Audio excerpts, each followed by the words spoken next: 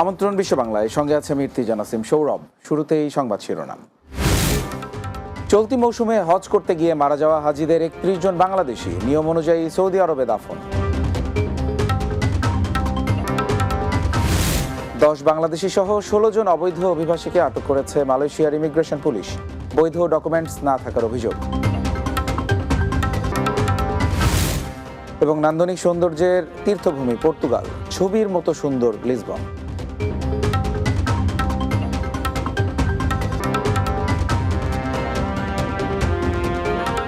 শুনছিলেন শিরোনাম, এবারে বিস্তারিত।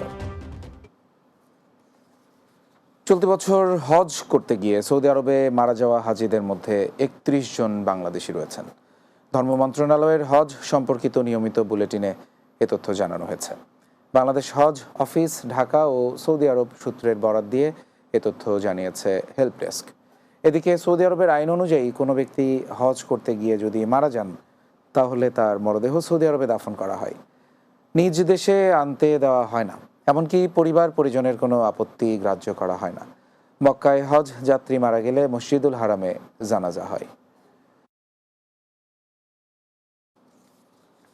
কুয়ালালামপুরে ১০ বাংলাদেশি সহ ১৬ জন অবৈধ অভিবাসীকে আটক করেছে মালয়েশিয়ার ইমিগ্রেশন বিভাগ। দেশটির রাজধানীর তামান মেলাটি এলাকার একটি শপিং মলে অভিযান চালিয়ে তাদের আটক করা হয়। এ সময় ২ জন স্থানীয় নাগরিককেও আটক করে ইমিগ্রেশন বিভাগ। আটকদের মধ্যে ১০ জন বাংলাদেশি ছাড়াও ইন্দোনেশিয়ার ৪ জন এবং ভারত ও পাকিস্তানের ২ জন নাগরিক রয়েছেন। তাদের মধ্যে স্থানীয় ২ জন নিয়োগকর্তাকেও আটক করা হয়েছে। অভিযান শেষে কুয়ালালামপুর ইমিগ্রেশনের পরিচালক ওয়ান মোহাম্মদ সাউপি ওয়ান ইউসুফ সাংবাদিকদের জানিয়েছেন, অভিযানের সময় ২৩ জন বিদেশি এবং ৭ জন স্থানীয় কাগজপত্র যাচাই করা হয়। তাতে দেখা যায় ওই শপিং মলের ফুড কোর্টের প্রায় সব স্টলে অবৈধ অভিবাসীদের নিয়োগ দেওয়া হয়েছে। আটলান্টিক সাগরের কোল ঘেঁষে অবস্থান নয়নাভিরাম প্রাকৃতিক সৌন্দর্যে ভরপুর ইউরোপের দেশ পর্তুগাল। হাজার বছরের ঐতিহ্যবাহী স্থাপনার কারণে ইউরোপের দেশ পর্তুগাল বিশ্ব পর্যটনের অন্যতম কেন্দ্র হয়ে উঠেছে। ইউরোপের দেশ হলেও প্রায় বাংলাদেশের মতোই সেখানকার আবহাওয়া। বিনয়ী ও বন্ধুসুলভ দেশটির মানুষ, বর্ণাঢ্য সাংস্কৃতিক সঙ্গে বছর জুড়ে থাকে উৎসব। তাই পর্যটন আকর্ষণে বিশ্বের সব উন্নত দেশের সঙ্গে পাল্লা দিয়ে ৭ম অবস্থান দেশটির। পর্তুগাল প্রতিনিধি এস.এম. আজাদের প্রতিবেদনে বিস্তারিত। আয়তনে বাংলাদেশের চেয়ে ছোট দেশটির ভূখণ্ডের পুরো একদিক মিশে গেছে আটলান্টিক সাগরে। দেশ জুড়ে পাহাড়ি রাস্তা, পাহাড়ের স্তরে স্তরে বাড়িঘর, শহর, সভ্যতা। সাগর বা নদীর ল্যান্ডস্কেপ বা ঢালি প্রধানত জনপদ। রাজধানী লিসবনের একপাশে বয়ে গেছে তেজো নদী, অদূরেই শতাধিক সমুদ্র সৈকত। ফুটবল লিজেন্ড ক্রিস্টিয়ানো রোনাল্ডোর জন্মস্থান মাদেইরা এবং আসুরেস দ্বীপ পর্যটক আকর্ষণের অন্যতম কেন্দ্র। 2015-র পরে পর্তুগালে ট্যুরিস্টদের একটা হিড়িক লেগেছে। বিশেষ করে পর্তুগাল পাসপোর্টের দিক দিয়ে তৃতীয় শক্তিশালী পাসপোর্ট হয়েছে এবং পর্তুগাল শান্তিপ্রিয় দেশের মধ্যে ৫ম শান্তিপ্রিয় দেশ হয়েছে, যার কারণে ক্রাইমলেস একটি দেশ। এই কারণে পর্তুগালের সমস্ত ট্যুরিস্ট এসে স্বস্তি পায়। বিশ্বখ্যাত দিগ্বিজয়ী নাবিক ভাস্কো দা গামার ভারতবর্ষ আবিষ্কারের যাত্রাস্থল বেলেমে সারা বছরই পর্যটকদের ভিড় লেগে থাকে। তার নামেই লিসবনে আছে ইউরোপের সবচেয়ে বড় সেতু, ছাদখোলা বাস, টুকটুক ও কয়েকশো বছরের পুরনো লোহা কাঠের ট্রামে চেপে পুরো শহর ঘুরে দেখেন পর্যটকরা। পর্তুগিজ কারি সহ মুখরোচক বিভিন্ন খাবারে মুগ্ধ হন তারা। This is a very friendly culture in Portugal. It's a wonderful, friendly culture, beautiful food, beautiful seafood, and the weather is very nice. পর্যটন ম্যাগাজিনগুলোর তথ্য অনুযায়ী 2023 সালে প্রায় 30 মিলিয়ন পর্যটক এসেছে পর্তুগালে। অর্থনীতিতে যুক্ত হয়েছে 25 বিলিয়ন ইউরো। উষ্ণ আবহাওয়া, কম ভ্রমণ খরচ, নিরাপত্তা সহ কয়েকটি কারণে পর্যটকদের সন্তুষ্টির র্যাঙ্কিংয়ে 2023 সালের বিশ্বের 1 নম্বর শহর লিসবন। গত কয়েক বছরে পর্তুগালে পর্যটন নির্ভর শিল্প ও ব্যবসা বাণিজ্যের বিস্তার ঘটেছে। প্রবাসী বাংলাদেশিরাও এই সেক্টরে বেশ ভালো অবস্থান তৈরি করেছেন। শুধু একটা নির্ভর ব্যবসা বা দুইটা খাতকে প্রাধান্য না দিয়ে পর্তুগালে অনেক খাত আছে যেখানে ইনভেস্ট করলে, সেটার বিনিয়োগ করলে ভালো লাভবান হবেন।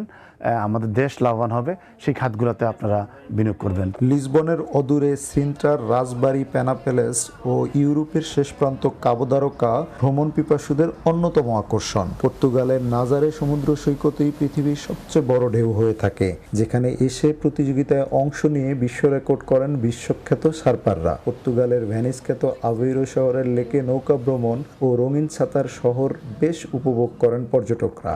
আলগার্ভ এলাকার সমুদ্র সৈকতগুলো সারা বছরই থাকে পরিপূর্ণ। টুরিস্টরা কিন্তু এখানে এসে দীর্ঘদিন থাকতেছেন বা থাকার পরিকল্পনা নিয়ে আসতেছেন।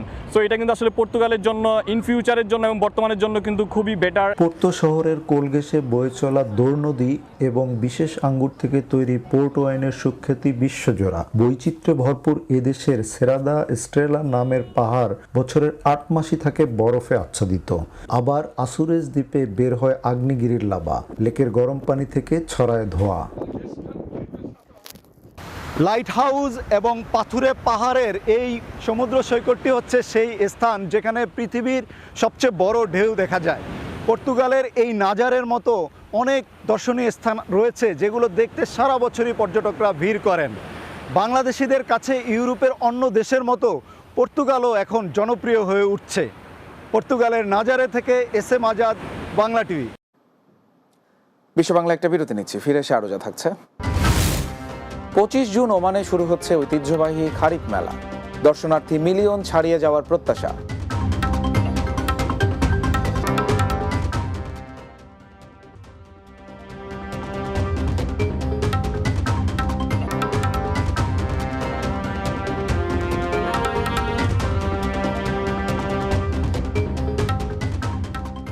বিরতির পর আবারও স্বাগত বিশ্ব বাংলায়। ফেথ দোলা মিউজিক ফ্রান্সের একটি বিশেষ দিন। এই দিনটিতে ফ্রান্সের রাস্তাঘাটে ওপেন কনসার্টের অনুমোদন দেওয়া হয়। ফেথ দোলা মিউজিক এর মূল উদ্দেশ্য ফরাসি সঙ্গীত প্রচার করা, সেই সাথে পেশাদারী ও অপেশাদারী সঙ্গীত শিল্পীরাও যেন এতে অংশগ্রহণ করে সেই আগ্রহ সৃষ্টি করা। ফ্রান্স প্রতিনিধি রাসেল আহমেদ জানান, ফ্রান্সে ব্যবসা বাণিজ্য সহ বিভিন্ন পেশায় যুক্ত রয়েছেন বাংলাদেশিরা। ফরাসি সঙ্গীতের পাশাপাশি বাংলা সংস্কৃতি তুলে ধরতে সাংস্কৃতিক সন্ধ্যার আয়োজন করেন তারা। অ্যাসোসিয়েশন কালচার ফ্র্যাঙ্কো বাংলাদেশি এর উদ্যোগে বিকেল থেকে মাঝরাত পর্যন্ত চলে এই আয়োজন। এতে ফরাসি শিল্পীদের পাশাপাশি বাংলাদেশের শিল্পীরাও সঙ্গীত পরিবেশন করেন। অনুষ্ঠানে উদ্বোধন করেন শাহ গ্রুপের chairman Sattar Ali Suman Shah Alam, France cricket বোর্ডের সদস্য মরিয়ম খাতুন সহ অন্যান্যরা। পর্তুগালের রাজধানী লিসবনে প্রবাসী সাংবাদিক ও পর্তুগাল বাংলা প্রেস ক্লাবের প্রতিষ্ঠাতা সভাপতি রনি মোহাম্মদের উপর হামলার ঘটনা ঘটেছে। এই ঘটনায় শুক্রবার ইসমাইল হোসেন জুয়েল, জাবেদ মাহমুদ ও আরিজ আলী নামে 3 জনের বিরুদ্ধে মামলা করেছেন ভুক্তভোগী। পর্তুগাল প্রতিনিধি এস এম আজাদ জানান, গেল 2 মাস ধরে একটি সংঘবদ্ধ চক্র সাংবাদিক রনিকে বিভিন্ন মাধ্যমে হুমকি দিয়ে আসছিল। এক পর্যায়ে 19 জুন রাতে লার্গ দা ইন্তেন্দেতে ইসমাইল হোসেন জুয়েলের নেতৃত্বে কয়েকজন এই হামলা চালায়। জানা গেছে, জুয়েল পর্তুগাল আওয়ামী লীগের সহ আইন বিষয়ক সম্পাদক এবং জাবেদ মাহমুদ ও আরিজ আলীও একই দলের সদস্য। ইতিমধ্যে হামলাকারীদের বিরুদ্ধে তদন্ত ও আইনগত প্রক্রিয়া শুরু করেছে স্থানীয় প্রশাসন। এদিকে সাংবাদিক রনির উপর হামলার ঘটনায় পর্তুগাল বাংলা প্রেস ক্লাব সহ বিভিন্ন সামাজিক সংগঠন নিন্দা ও প্রতিবাদ জানিয়েছে। পর্তুগাল বাংলাদেশ ক্লাবের সভাপতি রাসেল আহমেদ ন্যায় বিচারের দাবি জানিয়ে বলেন, ব্যক্তি পর্যায়ের সমস্যা থেকে সাংবাদিকদের প্রতিপক্ষ বানাচ্ছে হামলাকারীরা।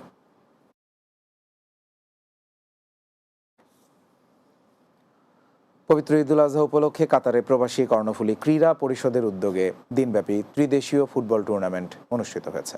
কাতার প্রতিনিধি আকবর হোসেন বাচ্চু জানান, বাণিজ্যিক নগরী মাইজার গ্যালিলিও ইন্টারন্যাশনাল স্কুল মাঠে এই আয়োজন করা হয়।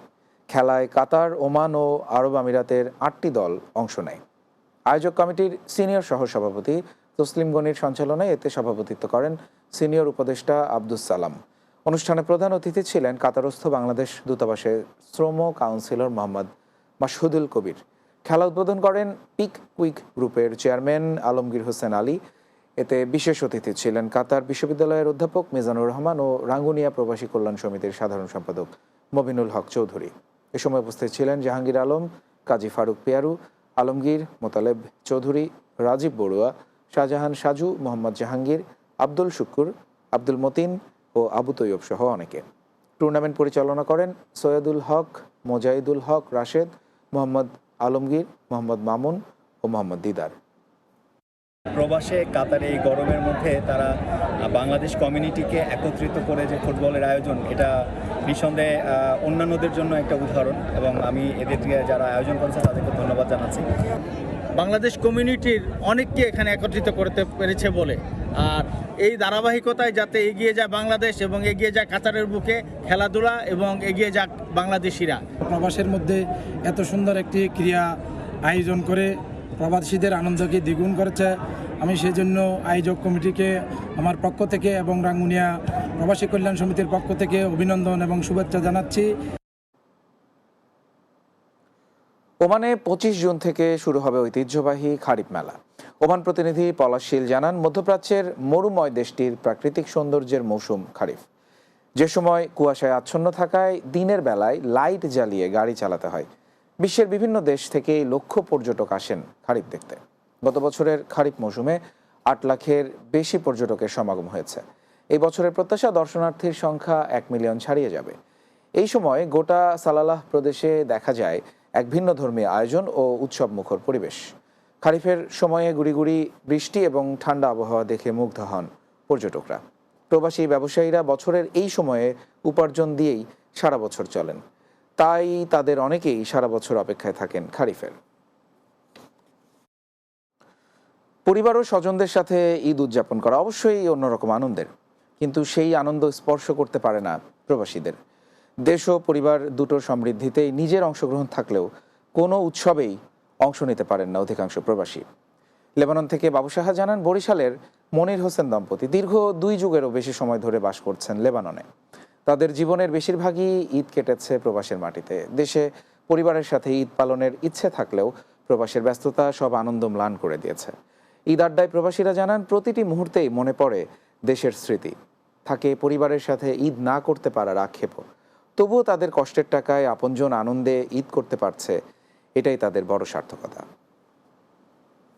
পরিজন ছাড়া প্রবাসে ঈদ করাটা এটা কত করা কষ্টকর একমাত্র প্রবাসীরাই জানে। প্রবাসের মাটিতে আমরা পরিবারকে টাকা দিয়ে তারা যদি ভালো একটা ঈদ কাটাতে পারে, এতেই আমরা অনেকটা খুশি। সবাই এই বছর স্বতঃস্ফূর্তভাবে আমরা ঈদটা উদযাপন করছি। আমার দেশের যে ঈদ সেটা অবশ্যই আলাদা ছিল। আমি ছোটবেলা থেকে যেটা দেখে আসছি, আশেপাশের পরিবেশ, বাসার মধ্যে সবাই যে একটা আত্মীয় স্বজন ফ্যামিলি আসা যাওয়া, এখানে তো আমি সেটা অবশ্যই মিস করছি। ছোট ভাই ব্রাদার যারা ছিল, ছোট ভাই বড় ভাই যারা ছিল, তাদেরকে ইনভাইট করছি, তারা দুপুরে আসছে, তাদেরকে নিয়ে খাওয়া দাওয়া করলাম। এটাই প্রবাসীদের ঈদ। শেষ করছি বিশ্ব বাংলা, যাওয়ার আগে শিরোনামগুলো আরো একবার। চলতি মৌসুমে হজ করতে গিয়ে মারা যাওয়া হাজিদের 31 জন বাংলাদেশি, নিয়ম অনুযায়ী সৌদি আরবে দাফন। 10 বাংলাদেশি সহ 16 জন অবৈধ অভিবাসীকে আটক করেছে মালয়েশিয়ার ইমিগ্রেশন পুলিশ, বৈধ ডকুমেন্টস না থাকার অভিযোগ। নান্দনিক সৌন্দর্যের তীর্থভূমি পর্তুগাল, ছবির মতো সুন্দর লিসবন।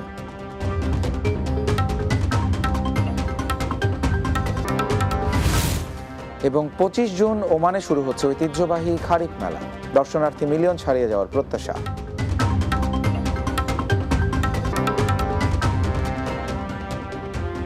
এই ছিল বিশ্ব বাংলা। এতক্ষণ আমাদের সঙ্গে থাকার জন্য ধন্যবাদ সবাইকে।